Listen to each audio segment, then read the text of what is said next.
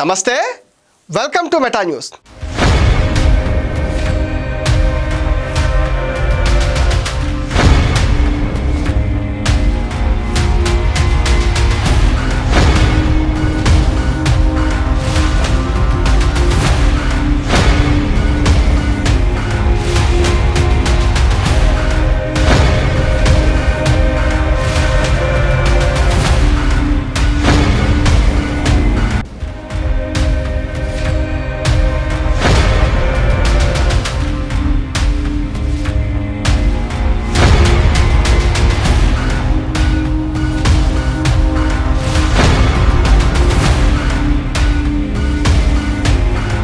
అధికారం లేకపోయినా వైసీపీ నేతలు వివిధ నియోజకవర్గాలపైన కర్చీఫ్లు కాదు ఏకంగా దుప్పట్లే పరిచేస్తున్నారు.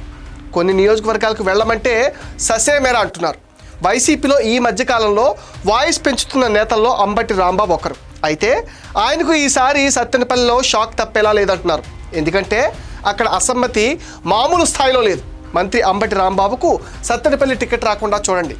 కాదని ఆయనకే టికెట్ ఇస్తే 25,000 పైచిలకు ఓట్ల తేడాతో ఓడిపోవటం ఖాయమని అసమ్మతి నేతలు పల్నాడు అండ్ నర్సరావుపేట పార్లమెంటు వైకాపా సమన్వయకర్త అనిల్ కుమార్ యాదవ్కు తేల్చి చెప్పారు. పార్టీలో గ్రూపు విభేదాలకు అంబటి ఆజ్యం పోశారు. మొదటి నుంచి వైసీపీలో ఉంటున్న వారిని ఇబ్బందులకు గురి చేశారు, దందాలు చేయిస్తున్నారు. జగన్మోహన్ రెడ్డి చెప్పారని గతంలో అంబటి కోసం పని చేశాం, ఈసారి పని చేయలేమంటూ అసమ్మతి గళం వినిపించారు. దీంతో సత్తెనపల్లి వ్యవహారాన్ని సీఎం జగన్ దృష్టికి తీసుకెళ్తానని అనిల్ కుమార్ వారికి హామీ ఇవ్వాల్సి వచ్చింది.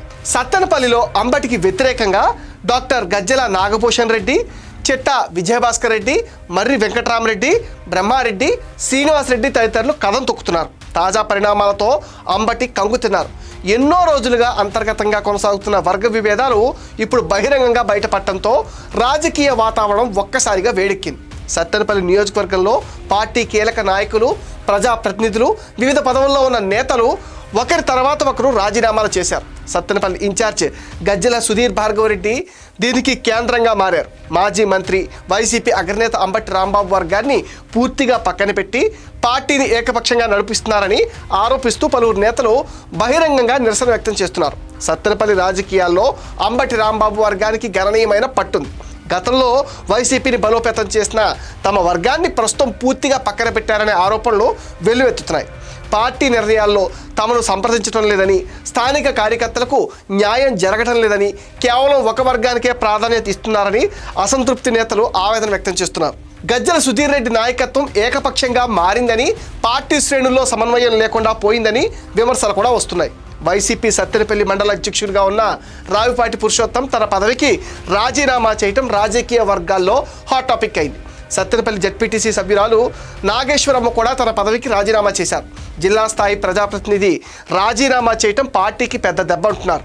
కేవలం స్థానిక నేతలే కాకుండా రాష్ట్ర స్థాయిలో పదవుల్లో ఉన్నవారు కూడా రాజీనామాలు చేయటం అధిష్టానానికి పెద్ద తలనొప్పిగా మారిపోయింది.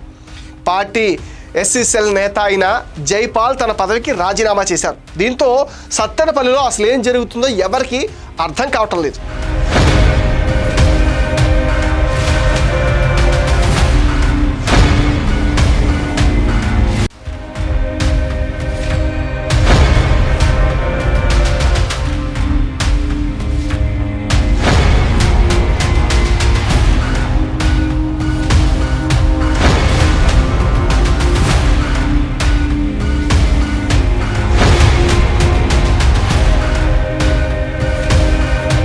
గ్రామ స్థాయిలో పార్టీకి కీలకంగా పనిచేసే ఎంపీటీసీలు, జెడ్పీటీసీలు తప్పుకోవడంతో రాబోయే ఎన్నికలపైన ప్రభావం పడే అవకాశం ఉందంటున్నారు. రాజీనామా చేసిన నేతలంతా ఒకే స్వరంతో మాట్లాడుతున్నారు. సత్తెనపల్లి నుంచి వస్తున్న ఈ పరిణామాలు వైసీపీ రాష్ట్ర నాయకత్వం పైన తీవ్ర ఒత్తిడిని పెంచుతున్నాయి. దీనిపైన వైసీపీ హైకమాండ్ ఎలా స్పందిస్తుంది అనేది రాజకీయ వర్గాల్లో చాలా ఆసక్తికరంగా మారిపోయింది. సత్తెనపల్లి నియోజకవర్గంలో రాజకీయ చైతన్యం ఎక్కువే. ఇక్కడ నుంచి స్వాతంత్ర సమర యోధుడు వావిలాల గోపాలకృష్ణయ్య వరుసగా 4 సార్లు గెలిచారు. ఇక 2014లో టీడీపీ నేత కోడెల శివప్రసాదరావు నర్సరావుపేట నుంచి సత్తెనపల్లికి వచ్చి పోటీ చేసి గెలిచారు. ఆ తర్వాత 2019లో ఇదే నియోజకవర్గం నుంచి కోడెల ఓటమి పాలయ్యారు. వైసీపీ నుంచి 2019లో అంబటి రాంబాబు పోటీ చేసి విజయం సాధించారు. 2024 ఎన్నికలకు ముందు సత్తెనపల్లి టికెట్ కోసం శివరాం, వైవి ఆంజనేయులతో పాటు మరో 2 కూడా పోటీ పడ్డారు. దీంతో గ్రూప్ రాజకీయాలతో ఎక్కడ పార్టీకి ఇబ్బంది కలుగుతుందోనని భావించిన అధినేత చంద్రబాబు వ్యూహాత్మకంగా పావులు కదిపారు. సీనియర్ నేత కన్నా లక్ష్మీనారాయణను సత్తెనపల్లి అభ్యర్థిగా బరిలోకి దించారు. ఆ ఎన్నికల్లో అంబటి రాంబాబు మీద ఘన విజయం సాధించారు కన్నా. నియోజకవర్గానికి కొత్త అయిన సత్తెనపల్లి గ్రూప్స్ గురించి కన్నాకు పూర్తిగా క్లారిటీ ఉంది. పైగా అన్ని గ్రూపులు ఒకే సామాజిక వర్గానికి చెందినవే. నియోజకవర్గంలో కూడా కమ్మ సామాజిక వర్గం ఆధిపత్యమే ఉంటుంది. కన్నా లక్ష్మీనారాయణ వ్యూహాత్మకంగా పావులు కదిపారు. తాను ఎక్కువగా ఇన్వాల్వ్ అవ్వకుండా అదే కులానికి చెందిన నాయకుడు దరువూరి నాగేశ్వరరావుకు సమన్వయ బాధ్యతలు అప్పగించేశారు. గ్రూపు రాజకీయాలకు చెక్ పెట్టాలని తాను ప్రయత్నిస్తే ఈ వ్యవహారం మొదటికే మోసం తెచ్చేలా ఉందని కన్నా కంగారు పడుతున్నారు. మాజీ మంత్రి అంబటి రాంబాబు పైన 2025లో వివిధ పోలీస్ స్టేషన్లో పలు కేసులు కూడా నమోదయ్యాయి.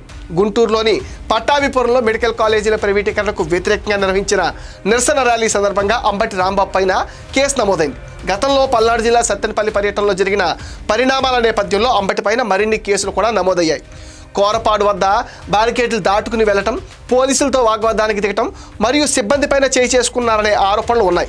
ఈ ఘటనలకు సంబంధించి నల్లపాడు, పాత గుంటూరు మరియు సత్తెనపల్లి రూరల్ పోలీస్ స్టేషన్లో ఐపీసీ సెక్షన్ 188, 332, 353, 427 కింద కేసులు నమోదయ్యాయి.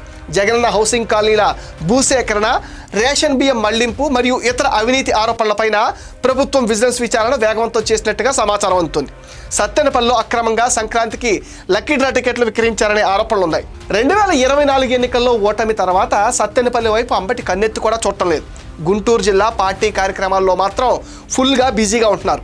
గతంలో రేపల్లి ప్రజలు ఒకసారి గెలిపించారు. సత్తెనపల్లిని కాదని రేపల్లిని కట్టబెట్టాలని జగన్ భావిస్తుంటే అంబటి వద్దంటున్నారు. రేపల్లిలో సోదరుడు అంబటి మురళి కూడా ఉన్నారు. గుంటూరు ఈస్ట్ పైన అంబటి ఎక్కువగా మక్కువ చూపిస్తున్నారు. ఏది ఏమైనా అంబటికి మాత్రం గడ్డు కాలం వచ్చింది అంటున్నారు. ఇది మెటా న్యూస్ అప్డేట్. ఈ వీడియో పైన మీ విలువైన ఒపీనియన్ని కామెంట్ సెక్షన్లో మెన్షన్ చేయండి. మీరు ఇచ్చే కామెంట్స్తో మరిన్ని ఇంట్రెస్టింగ్ వీడియోస్ మీకు అందిస్తాం. Please support meta news. Please subscribe meta news.